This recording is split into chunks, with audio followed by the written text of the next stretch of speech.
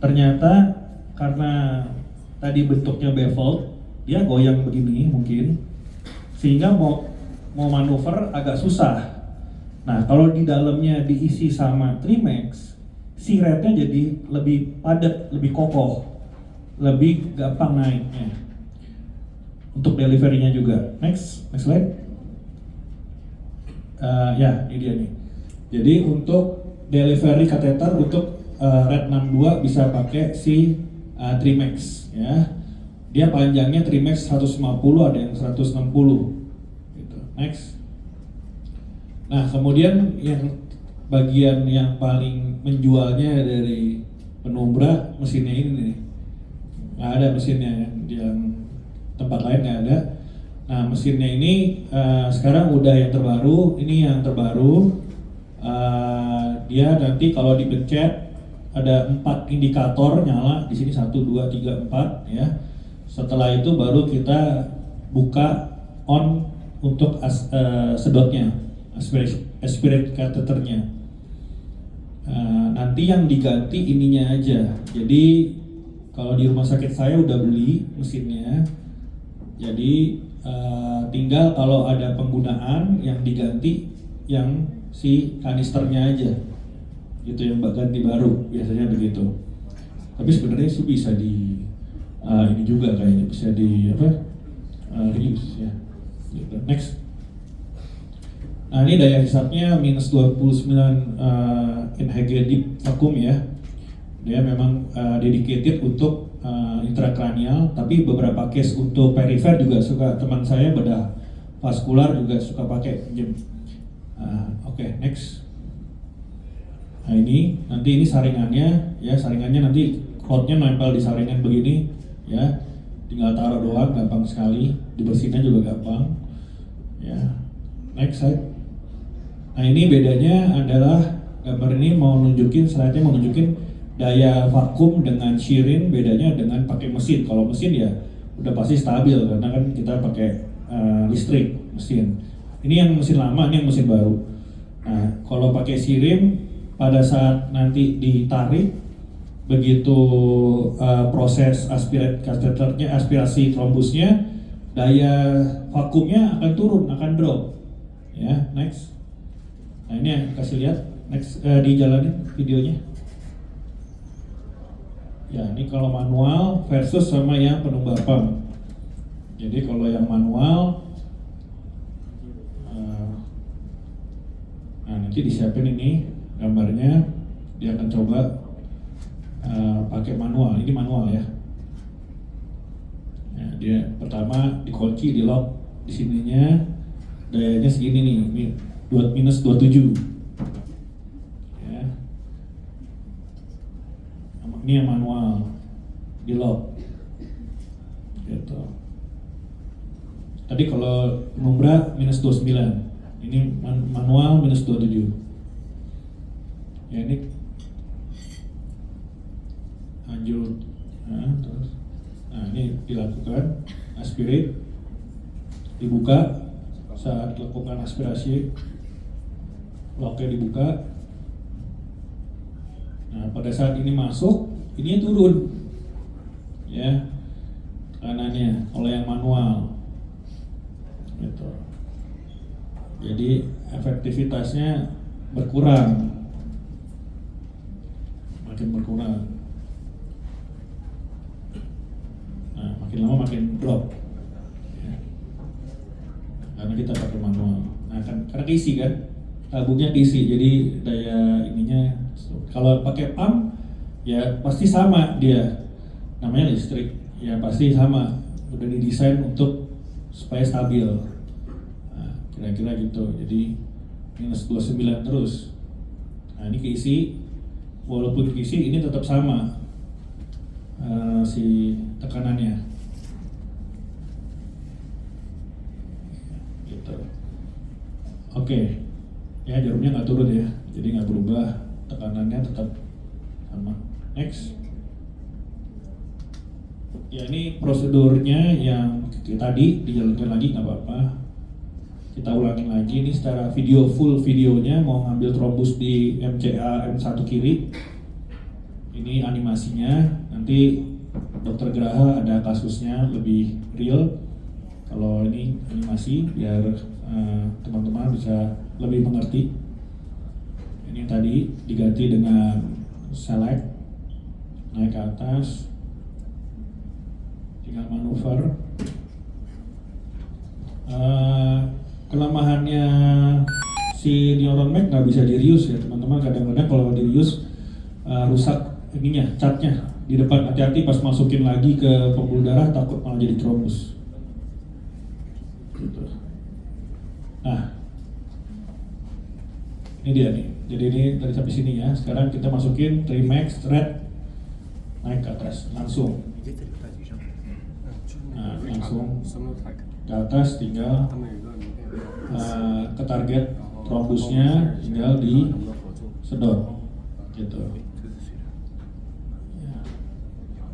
Nah, kalau pakai aspirasi kateter sebenarnya lebih praktis sih memang, karena tinggal tarik. Kalau nggak ketarik kan misalnya berarti ada di ujungnya nempel, atau tinggal buka stand retriever nyambung sistemnya.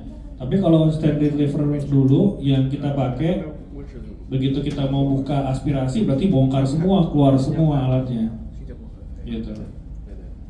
Itu makan waktu lagi ya, capek juga kadang-kadang, mesti beberapa kali pas. Nah ini buktinya udah keluar, berarti udah flow-nya udah jalan. Nah kalau flow-nya nggak restore after 90 seconds, jadi nggak berhasil, berarti nyangkut di ujung.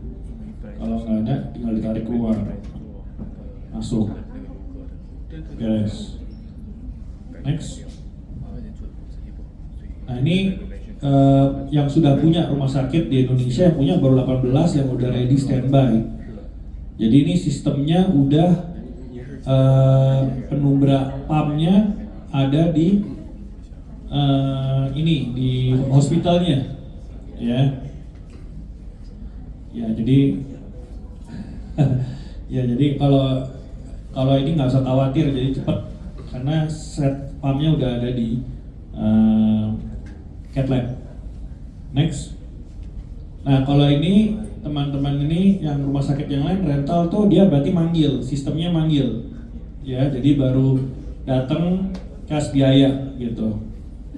Jadi nunggu mesinnya dibawa, ya. Next. Nah ini sistemnya. Nah sistemnya yang penting juga dari urutannya pemasangannya, dari neuron mag kita pasang 3-way, ya. Di sini pasang 3-way, sini Y connector. Nanti di sini 3-way boleh buat kontras.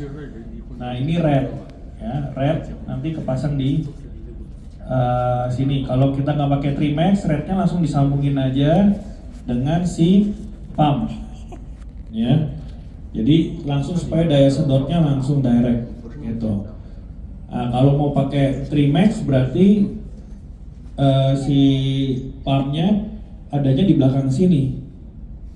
Nah kalau mau pakai Solumbra teknik berarti abis red pasang dulu Y connector di sini, ya.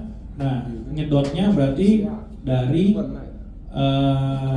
samping sini, dari Y connectornya, karena di belakangnya si red kalau Solumbra teknik berarti kateter inilah kateter si stand retriever.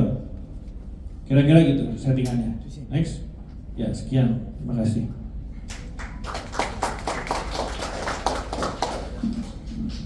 Terima kasih kepada Dr. Sigit. Berikutnya kita akan melanjutkan ke topik yang ketiga yang akan dibawakan oleh Dr. Graha Agung Mulyono, spesialis neurologi, dengan topik Aspiration Devices and Their Clinical Application, sebuah case report. Beliau menyelesaikan pendidikan dokter umum dari Fakultas Kedokteran Trisakti Jakarta, kemudian melanjutkan pendidikan spesialis neurologi di Jerman, dan melanjutkan adaptasi di Rumah Sakit RSCM Jakarta. Beliau juga menyelesaikan pendidikan fellowship neurointervensional neurologi di Rumah Sakit Umum Fatmawati. Kemudian saat ini beliau bekerja di Rumah Sakit Seci Hospital Peak, kemudian di Mitra Keluarga Kelapa Gading Hospital, dan yang ketiga di Rumah Sakit Columbia Asia Pulau Mas, Jakarta. Dipersilakan kepada Dr. Graha. Terima kasih, Dok. Selamat siang teman-teman.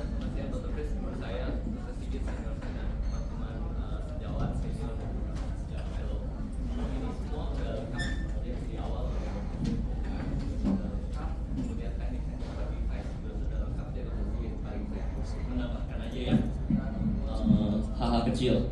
Sebagai pemula yang mau saya tekankan adalah sebanyak mungkin kita mengenal device yang akan kita pakai, kelebihan maupun kekurangannya. Kemudian kita menguasai dasar teori mengapa kita melakukan hal itu akan memperkuat kita dalam baik menjelaskan ke pasien ataupun kita berargumentasi terhadap indikasi dari tindakan kita.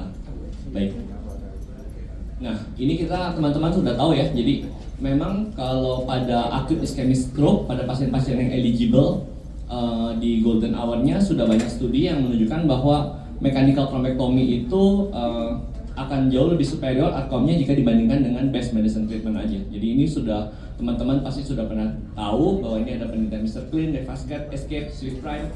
Itu semuanya menunjukkan bahwa endpoint dari studi-studi ini menunjukkan bahwa outcome pasti lebih bagus pada pasien-pasien eligible yang dilakukan mechanical thrombectomy daripada cuma diberikan obat-obatan.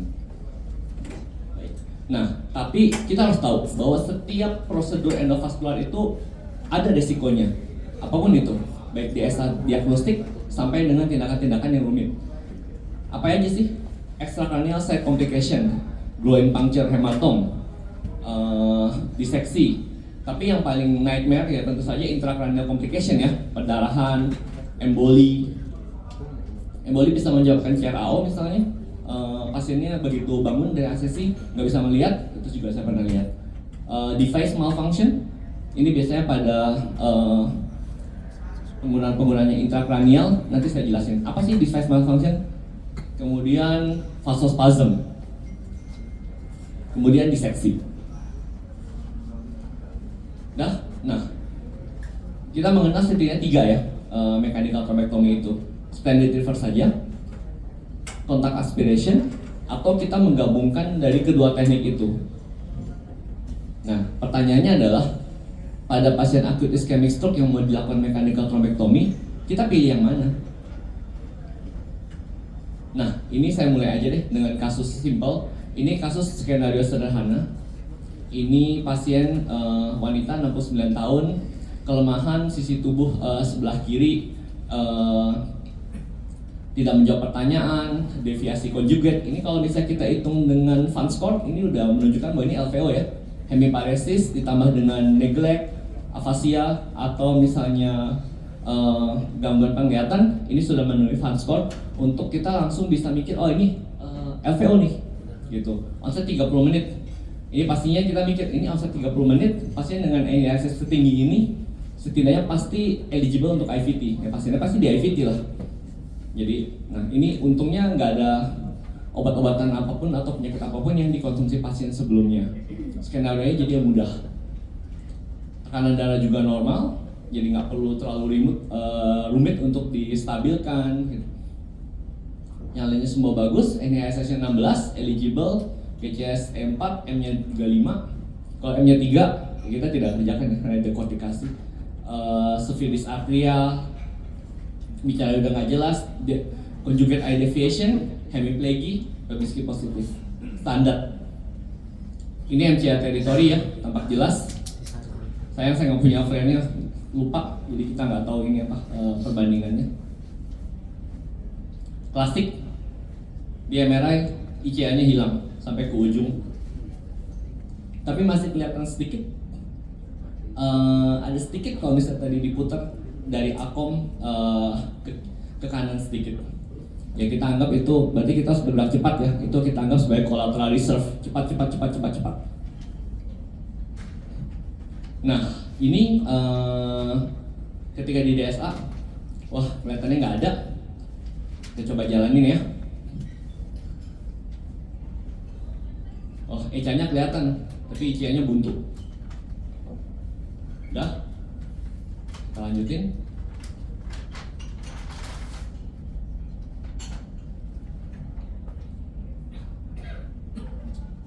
Nah, seperti yang sudah diduga ya, pasien ini sudah diberi IVT. Kemudian ya udah, ini skenario sederhana untuk aspirasi. Kenapa? Ya seperti yang tadi sudah dibahas ya oleh Dr. Fis, pembuluh darahnya lurus, ICA, lumen besar, sepertinya simple case. Ya sudah, kita naikin aja barang standar. Jadi kalau kita memakai teknik adapt, barang kita datang kira-kira datang dengan 4 items ya. plus kompak. Neuron Max atau sekarang ada lagi guiding catheter atau long sheet yang baru dari Penumbra, itu lebih bagus karena ukurannya lebih besar, BMX 96, Neuron Max 088, BMX 96. Kemudian ya femoral sheath-nya harus 8, kalau 7 dia nggak muat, akan mentok si kepala Neuron Max-nya itu. Kemudian standar teknik karena ECA-nya kebuka, ya kita sangkutin aja dulu exchange wire-nya ke ECA supaya naiknya cepat. Kita bisa langsung pasang, kita bisa pakai kateter diagnostik dulu, atau kita langsung pasang tiga-tiganya. Jadi langsung Neuron Max hubungin sama Select. Tapi kalau misalnya mau memperkecil biaya, kita bisa pakai kateter diagnostik langsung naik pakai exchange wire, naik sampai ke ECA. Kemudian baru si Neuron Max-nya naik ikut bareng sama diagnostik kateter. Soalnya kalau Neuron Max sendirian tanpa dilator dia lembek, nggak bisa. Jadi Neuron Max nggak bisa naik dengan exchange wire 035 saja, dia akan meletot. Jadi pas di arcus aorta dia akan meletot dan dia nggak bisa naik. Apalagi ini kanan kan, jadi lebih susah aksesnya. Udah, atau kita langsung bikin semuanya full, naikin semuanya pakai Select. Nah, satu yang mesti kita perhatikan dari Select itu ujungnya sangat keras. Perhatikan expire date. Kalau deket-deket janganlah. Ujungnya keras. Jadi Select itu pastikan benar-benar muat sama wire. Jangan naikin Select sama micro wire, Select sama diagnostic wire ya. Udah, kita naikin. Ini alat-alat yang datang. Jadi 4 alat datang dengan Penumbra item adalah Neuron Max atau BMX. Koreksi ya kalau saya salah. Trimax, Red 68 atau 72. Kemudian sekarang sudah ada micro wire-nya. Pakai Asahi. Dan satu kompak Asahi Chikai atau Avigo. Dinaikin. Ini maaf kami di sini. Itu guidingnya, tapi ini udah DSA selesai. Kebuka. Pasien sudah di IVT, onset 30 menit, clot masih lembek. Jadi nanti akan saya bahas adalah semakin lama sebuah tindakan, semakin banyak kita mencoba untuk tarik, sedot, otak-atik wire, resiko emboli, resiko diseksi, resiko pendarahan itu tinggi. Di kontak aspirasi ternyata studi mengatakan dia lebih rendah dibanding kita tarik dengan stand retriever. Pada kasus ini skenario easy simple untuk aspirasi. Nah, ini dia. Apa sih prinsipal dari aspirasi? Jadi dia engage clot, ingestic clot ya. Jadi di demo juga udah dilihat bahwa clot itu disedot dan didigest. Targetnya adalah kalau bisa kita keluarin clotnya itu utuh. Makanya kenapa kalau onsetnya masih cepat, clot itu bisa kita tarik utuh. Apa sih yang menentukan keberhasilannya? Yaitu ya tadi kateter diameter. Semakin dia besar, daya sedotnya akan semakin kuat dan semakin dia bisa mencakup seluruh ukuran clot dihisap, semakin kuat tarikannya dan semakin erat si clot itu tertarik oleh si reperfusion catheter. Trackability, karena harus mempertahankan diameter besar, memang di situ kelemahannya dari sistem ADAP ini. Tapi sistem ADAP ini diperkuat juga, yang menentukan adalah suction force-nya. Makanya katanya kalau tikungannya berkelok, daya tariknya akan menurun. Makanya struktur anatomi memegang peranan. Sebelumnya dia dipakai untuk justru yang backup plan-nya, tapi yang sekarang dia dipakai sebagai plan pertama. Kenapa? Nanti ada keunggulannya yang saya bahas. Nah, ini dia set yang akan datang. Kalau misalnya kita memakai sistem ADAP ya. Jadi kita pakai Neuron Max. Ini sekarang ada yang lebih baru lagi, yang berdiameter lebih besar, lebih stabil, full stainless, dan di line dengan Teflon seluruh bagian dalamnya. Kalau kekurangan Neuron Max tadinya kan dia susah untuk direuse. Generasi selanjutnya BMX 96, full stainless steel, ujung kateter tip lebih tumpul, resiko perlukaan dinding endotel pembuluh darah lebih kecil, lebih stabil, lebih kokoh, lebih mahal. Kemudian Red kemudian Trimax. Lanjut. Nah, nyata ada memiliki kelebihan ya, tapi dia persyaratannya harus terpenuhi ya. Kelebihannya adalah dia large bore, diameter besar untuk memperkuat daya hisap. Kita bisa pakai dia untuk strategi pertama. Vessel trauma minimal, karena dia cuma menghisap. Dia tidak menggunakan sistem tensil menarik clot dari dinding endotel. Kalau misalnya device juga dia ternyata lebih murah karena kemungkinan berhasilnya lebih tinggi ternyata. Ya, dibandingkan dengan teknik standard river. Jadi kalau misalnya aspiration, clot ingestion, engage, kissing, sedot, tarik. Kalau standard river, dorong, deploy, tunggu, tarik. Nggak berhasil, cuci lagi semuanya, tarik lagi, keluarin device-nya, cuci.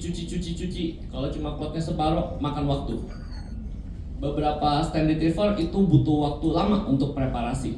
Ada yang lebih susah lagi, karena mesti dimasukin ke dalam sheetnya mesti dimasukin lagi ke intermediate kateternya, kemudian sheetnya nggak boleh kebuka, dorong plastik, kemudian sheetnya dimundurin. Agak lama. Kalau aspiration, tarik semuanya. Kalau bisa parsial, tarik semuanya, keluar, masukin lagi yang sama, karena plotnya akan masuk ke pompa. Dah, ini adalah beberapa penelitian yang sebenarnya udah cukup tua, adalah pilar-pilar utama dasar teori untuk penggunaan adap. Ini Kompas itu studinya adalah tujuannya, pokoknya dia adalah sebuah studi yang ingin menunjukkan bahwa adap itu non-inferior. Kalau Aster, ini sebenarnya ingin menunjukkan superiority dari adap, tapi ternyata hasilnya menunjukkan adap itu maksudnya adap tidak lebih baik daripada teknik standard river. Jadi sebenarnya antara adap dengan standard river itu pada studi Aster yang 2017 di JAMA ini hasilnya sama aja, tidak lebih superior juga. Nah, ini diambil dari Kompas Trial.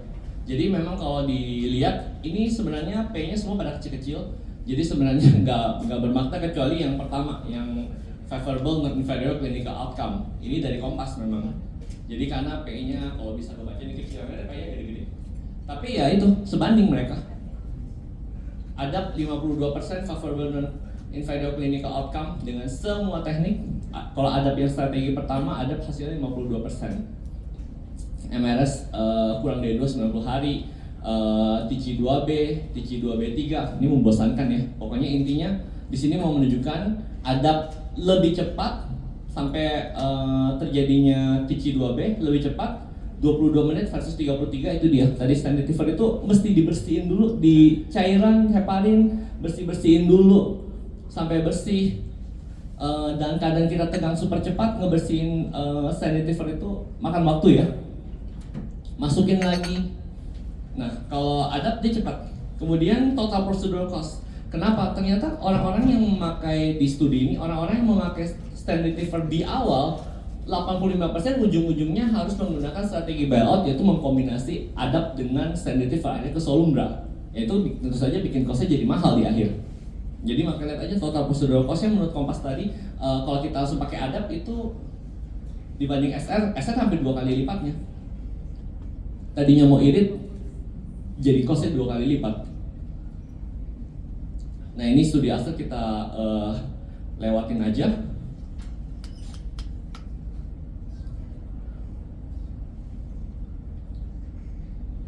Nah, ini juga salah satu yang mendukung kenapa sebaiknya pakai adap.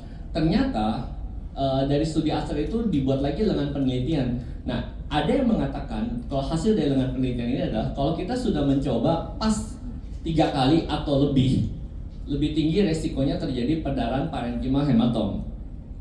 Hasil outcome ini nggak terlihat kalau kita memakai kontak aspiration sebagai strategi pertama. Intinya seperti itu aja sih. Kalau kita sudah coba tarik, nggak berhasil, kemungkinan besar oklusinya tidak kebuka, pasien akan mengalami infak luas. Kalau pada skenario-nya kan di ICA proximal, kalau di M1 proximal juga sama, akan mengalami infak luas. Habis itu akan terjadi transformasi perdarahan. Dengan tindakan kita yang gagal, kita cuma akan memperburuk outcome. Kalau kita pakai standard river dan gagal. Nah, tapi Ini salah satu syarat-syarat kalau kita memakai OADAP ya. Jadi kateternya tidak se-fleksibel kalau misalnya memakai SR, karena dia masih mempertahankan lumen diameter yang besar. Jadi dia lebih optimal di ICA M1. Kemudian dia harus pas kissing antara kateter tip sama cloth itu harus dihisap dan nempel sekedap mungkin. Kalau enggak pasti tarik dia lepas atau nggak berhasil ketarik. Kalau clothnya keras, ya susah disedotnya. Kemudian dulu device-nya nggak sebagus sekarang, tapi sekarang sudah datang contoh yang sistem red ini lebih bagus, dan untuk guiding long sheet-nya ada juga yang lebih bagus tadi, yang lebih kuat.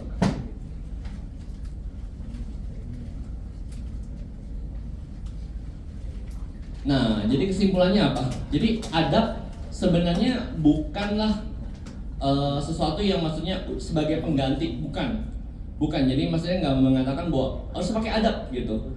Tetapi mungkin ADAP itu lebih efisien, lebih aman jika kriteria-kriteria untuk melakukan trombektominya terpenuhi sebagai strategi kita yang pertama. Jadi kalau kita memberikan dental trombektomi, think ADAP, kemudian baru kita kalau misalnya ternyata situasinya nggak cocok, baru kita pikir strategi bailout-nya SR. Nah, ini dia ya, consider ADAP, LVO, sirkulasi anterior. Sebenarnya posterior juga bisa, tadi udah ada contohnya. Device-nya ada, jeleknya ada padahal kita mesti punya pompa. Jadi kita mesti beli pompa atau pompanya mesti dibawa. Jadi susah kalau mau KSO. Rumah sakit harus punya pompa. Kalau nggak kita tetap walaupun barangnya ditaruh di cat lab kita, pompanya belum datang, kita tetap nggak bisa ngapa-ngapain. Anatominya harus cocok, speed, efficacy, cost.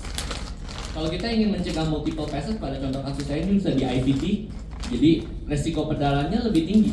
Tentu saja kalau ingin meminimalisasi resiko perdarahan, ya pasti pilihannya ADAP, apalagi tadi di proxima contoh kasusnya.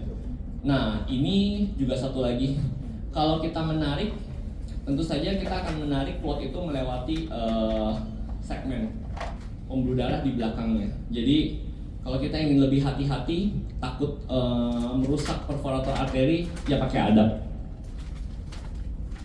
Nah, ini contoh, ini bukan mechanical thrombectomy, dan ternyata stabilitas yang ditawarkan oleh long sheet-nya dari sistem Penumbra ini bisa kita pakai buat kasus lain juga.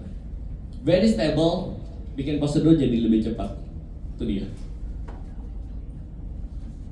BMX 96 ya, Sembekman Neutras, tapi bisa kita pakai buat yang lain. Bikin prosedur jadi cepat karena stabil, diam di situ.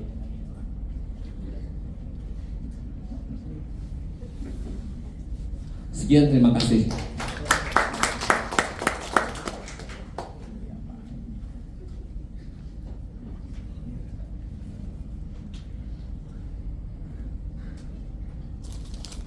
Terima kasih kepada 3 narasumber hari ini.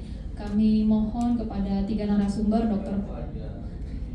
bertiga Dr. Fris, Dr. Sigit, Dr. Graha, Dok, dipersilakan maju ke depan untuk duduk di meja, di kursi meja ini. Kita akan mulai sesi diskusi.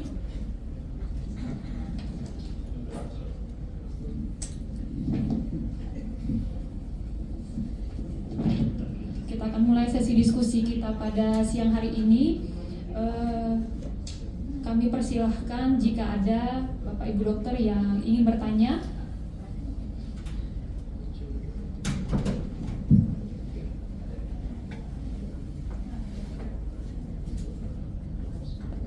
Oke, sambil menunggu Bapak Ibu dokter menyiapkan pertanyaan, mungkin saya bertanya terlebih dahulu ya Dok, kepada 3 narasumber, mungkin bisa berbagi pengalaman tentang beberapa kasus yang pernah ditangani Dok. Ini kan alat aspirasinya mahal ya Dok ya, pompanya mahal. Nah, di beberapa rumah sakit kan belum tersedia. Kalau seandainya kita menggunakan yang tadi yang seperti dokter bilang, pakai siring pump ya Dok, sama nggak Dok tekanan yang diberikan, tekanan negatif yang diberikan kalau kita melakukan aspirasi di sirkulasi posterior dengan anterior? Terus yang kedua, punya pengalaman nggak Dok, mana yang lebih gampang untuk melakukan aspirasi, mekanik aspirasi di sirkulasi anterior atau posterior Dok? Mungkin dari ketiga narasumber bisa berbagi pengalaman Dok.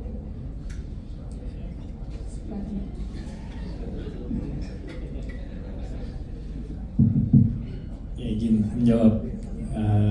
Jadi kalau untuk pakai sharing kan tadi udah dijelaskan secara ada ilustrasi videonya juga. Jadi kalau lo pakai pump pasti lebih stabil. Nah kalau pakai nggak ada pump ya manual, itu udah pasti. Ya, jadi kita bisa pakai tarik, pakai speed yang 50 bisa.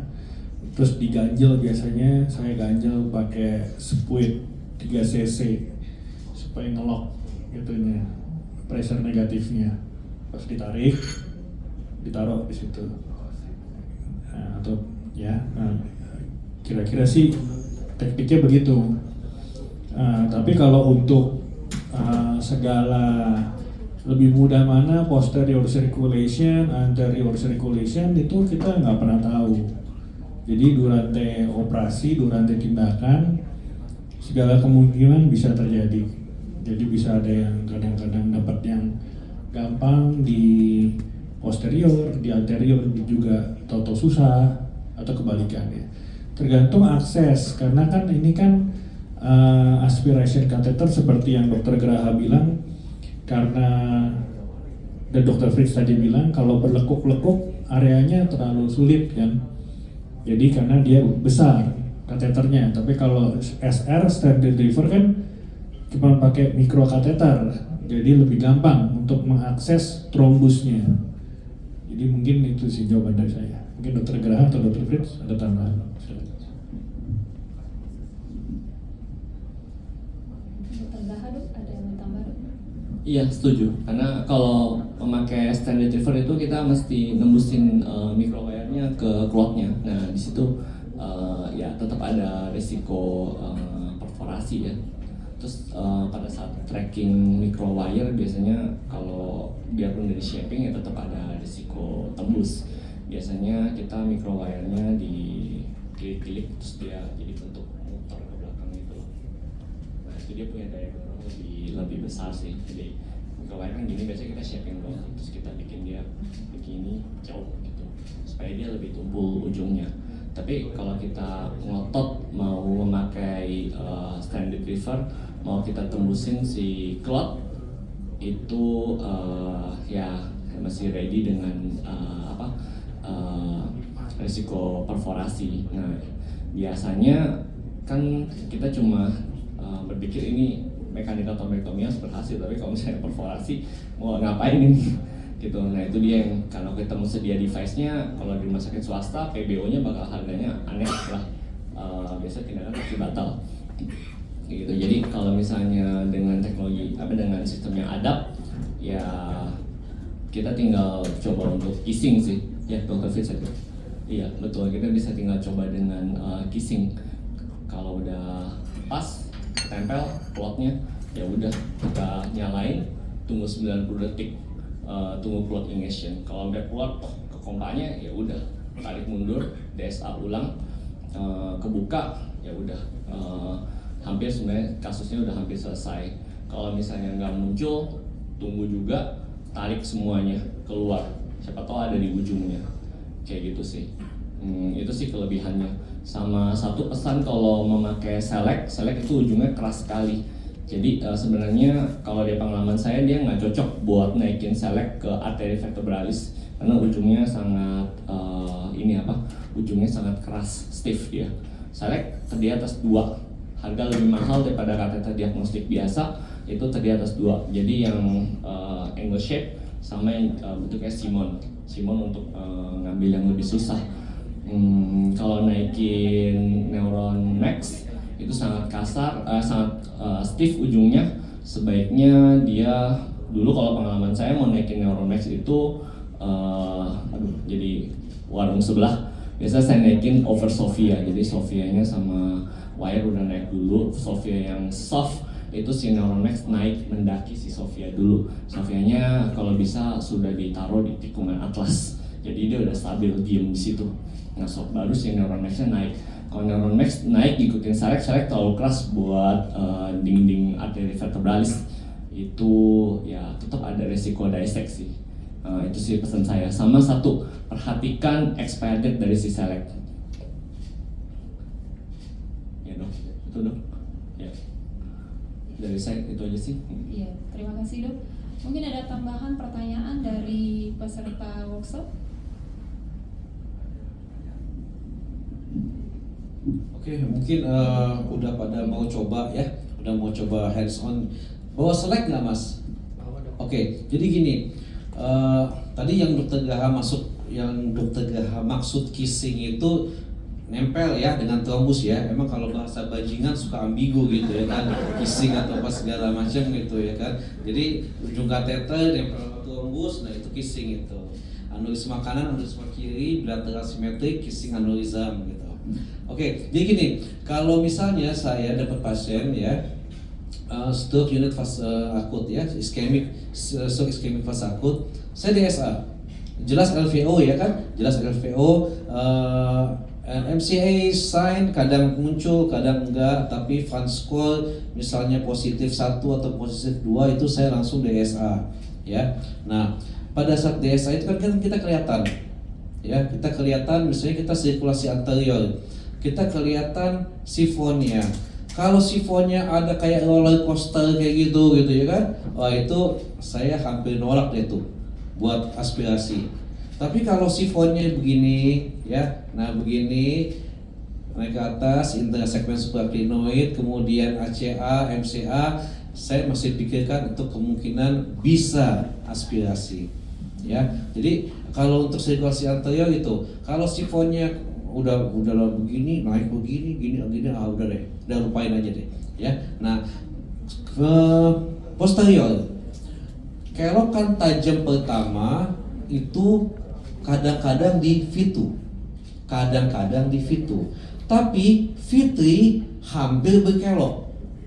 Masalahnya se-ekstrim apa V3 itu berkelok? Kalau kelokan V3 itu sangat berkelok, lupain deh aspirasi. Ya, jadi penilaian kita mau pakai aspirasi atau soil stent retrieval itu dari rute peta yang tergambar pada saat teman-teman DSA. Jadi jangan telepon Bisawi buat penumbra atau telepon X untuk stent retrieval sebelum teman-teman ini DSA atau udah alat-alat udah disiapkan. Nah, gitu ya. Jadi, pengambilan keputusan setelah teman-teman DSA, sadis ini sifonnya, ini mah lucu-lucuan kalau misalnya kita pakai ini gitu ya kan. Nah, oke, itu satu. Terus kedua, nanti jangan lupa teman-teman coba kalau misalnya neuron max itu seperti tadi Dr. Sigit sama Dr. Gaha tuh termasuk yang sangat jago lah trombektomi ya. Saya akui. Beliau pernah belajar sama saya, tapi untuk saat ini kemampuan beliau berdua trombektomi jauh di atas saya. Nah, teman-teman coba neuron max itu kalau naiknya itu, kalau sirkulasi anterior select oke lah. Jadi neuron max di bawah dalamnya select, di dalamnya kan get wire. Ya kan seperti Dr. Sigit tadi sampaikan, select tuh dinaikin dulu, baru abis itu masukin neuron max-nya. Nah, neuron max sampai mana? Jadi buat jangan neuron max dulu. Jadi justru select dulu. Atau kalau misalnya dokter teman-teman setuju sama Dr. Graha, kalau select masih terlalu kuat, khususnya di sirkulasi posterior, jadi resiko dissect-nya cukup besar, pakai diagnostik kateter aja.